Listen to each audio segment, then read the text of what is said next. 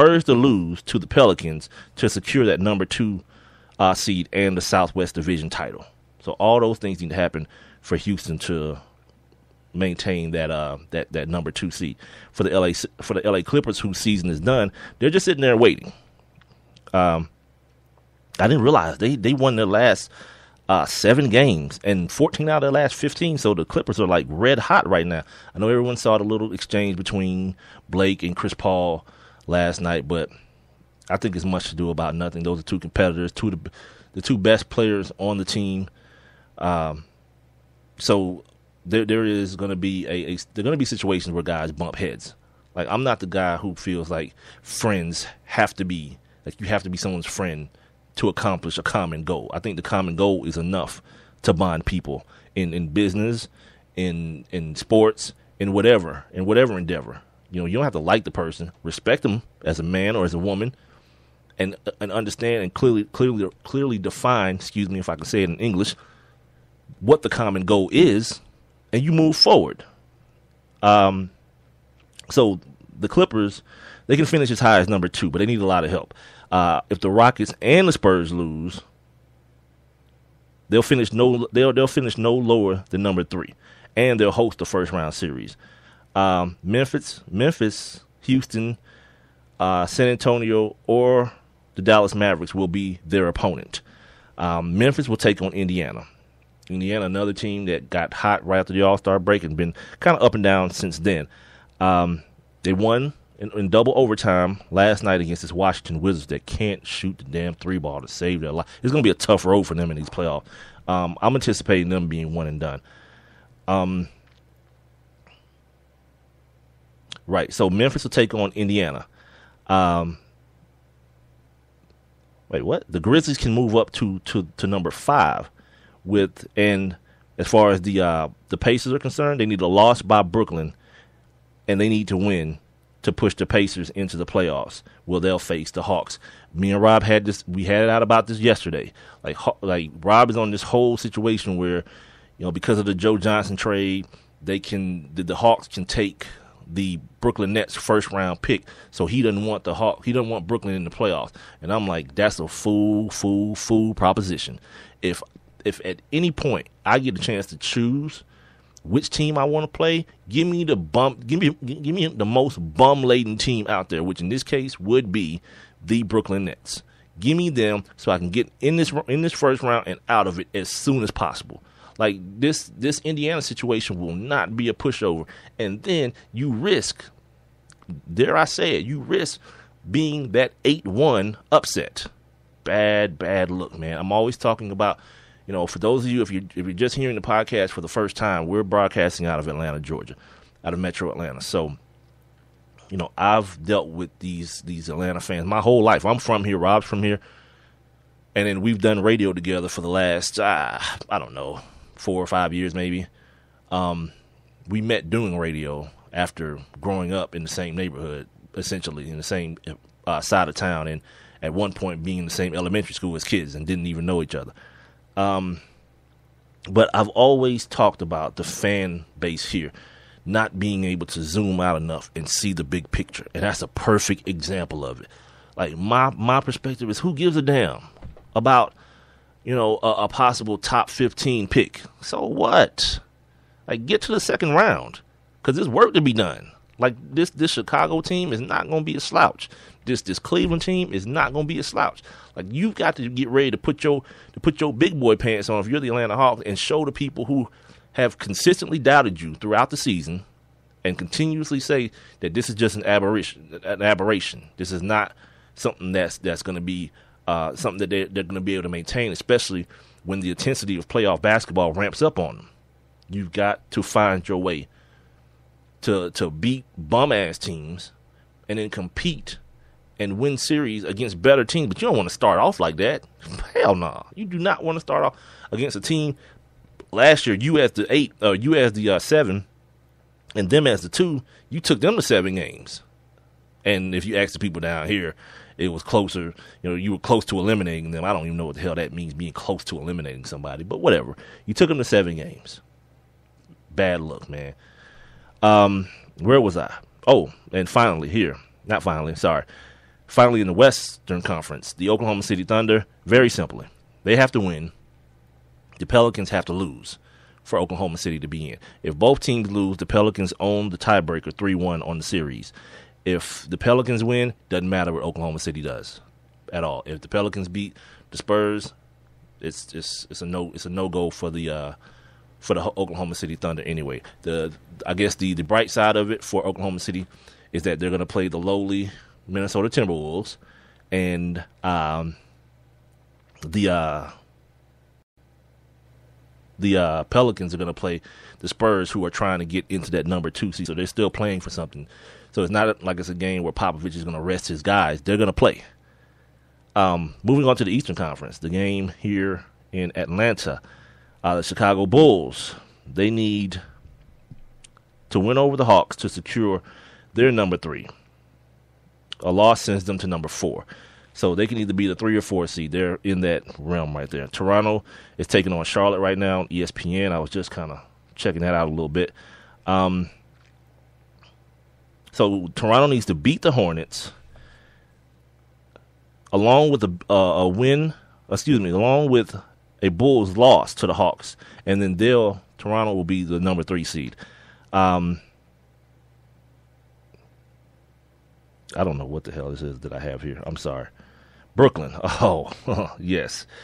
Brooklyn. The only thing they're worrying about right now is if the Pacers beat the Grizzlies. That's it.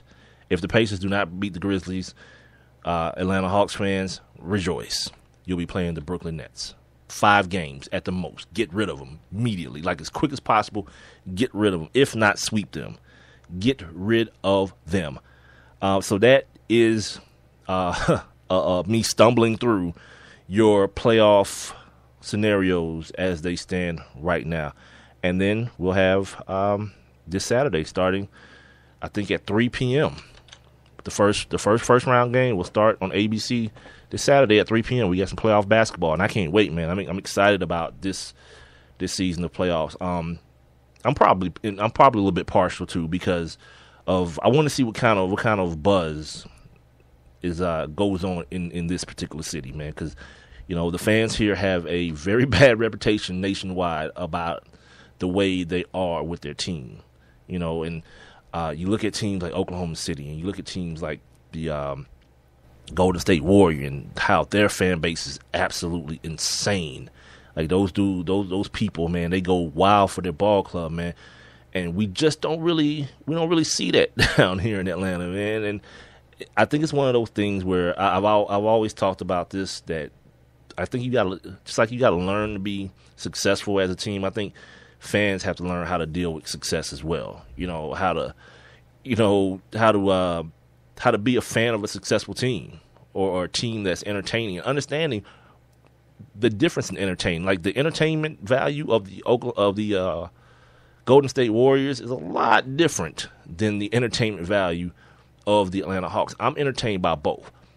More so, obviously, by the Golden State Warriors, but the Atlanta Hawks and their style of basketball and the way they play, I think it's awesome. I'm not sure if it's something that they can attract a superstar into, or some big name guy into, to be that end of the game closer, air quotes, as people like to deem them. I don't know if you can, because this hasn't been a destination for NBA players anyway. Atlanta, hasn't been a destination for NBA players anyway. And I think now with this level of success, it maybe you could. A guy like, Wes Matthews, if he comes back healthy, I think he'll be a free agent this year, or at the end of this year. Maybe a guy that can come in and help you at that 2-guard slot. So I don't know. But I'm excited to see the playoffs in its entirety.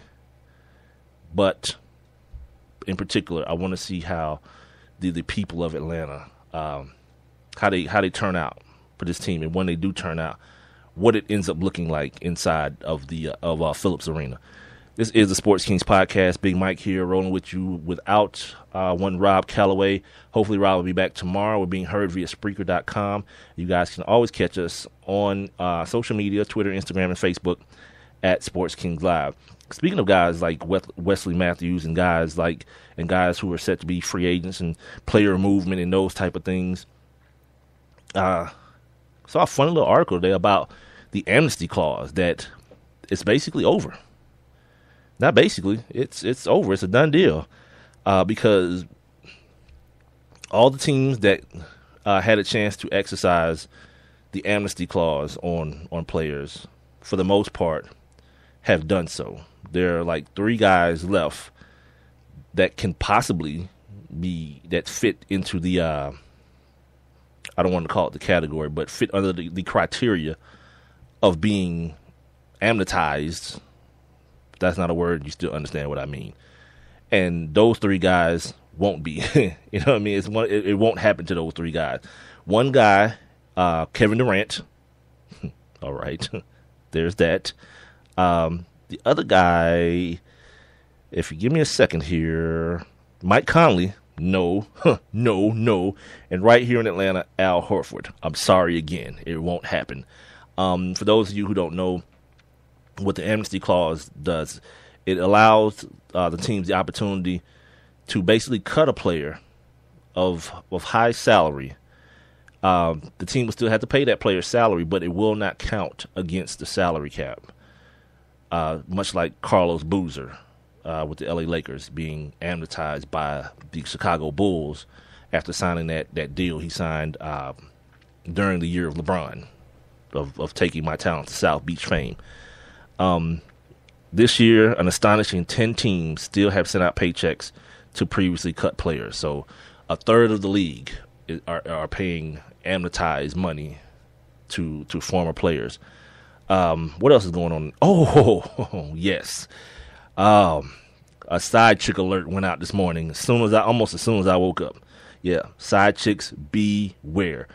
Shelly Sterling is sending a message to all her main chick buddies that basically it goes like this. Especially if you're out in California or if you're in any community property state. If the dude that's cheating on his old lady with you is giving you gifts, yes, your butt can be taken to court and be made to give the gifts not back to the dude that gave them to you, but to the main chick. Here's what happened. Everyone remembers V. Stiviano, the young lady who taped Donald Sterling telling her that he didn't want her to hang around black basketball players and baseball players, namely Magic Johnson and Matt Kemp. All right. Shelly Sterling took this woman to court because her husband gave V. Stiviano a gang of gifts and prizes and all kind of side chick type materials. This article, this is TMZ Sports. A judge sided with Shelly Sterling, concluding Shelly was still very much, Donald Sterling's wife when he pulled his shenanigans, giving V a duplex, a Bentley, a Range Rover, and a Ferrari, totaling $2.6 million. Here's my thing, and I just wondered this, because, okay, as a community property state, like everything that's his isn't yours, right? Only half. Is that not how it goes? If you divorce, you get half. So this chick has to give back everything. Why shouldn't she just have to give back half of the stuff? Like, I'm not campaigning for the side chick. I'm just wondering if the rules are the rules. Doesn't this apply? Like, you only get half back? Yeah. So this is my second public service announcement for the show. If you're a side chick and you got a dude that's like hooking you up, don't be surprised, especially if you're in a community property state. If the main chick that's wifed up with this dude, yeah, you find your ass in court having to pay her back, because essentially what they're saying is Donald Sterling didn't have this stuff to give. It was her stuff too. And if she didn't agree to give this woman a Ferrari, a Range, and a Bentley, and a duplex, so now she about to be homeless and walking. Yeah, life as a side chick sucks. God. Well, for her at least. I don't know about, your average side chick. I don't have those problems around my way. What else do we have from the world of the NBA here?